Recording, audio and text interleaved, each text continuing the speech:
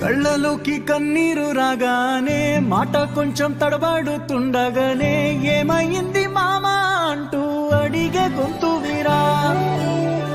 నీతో ఉంటే నవ్వుతూ ఉంటారా, నువ్వుంటేనే మనమని అంటామురా. కారణాలు దొరకవు నువ్వు దూరం పోవాలన్నా, నీకు నాకు మధ్యలో దూరం రావాలన్నా. వద్దు అంటూ ఆ క్షణాన్ని ఏడుస్తూ ఆపనా. గమ్యం చేరే పయనాన్ని స్నేహం ఆపుతుందా.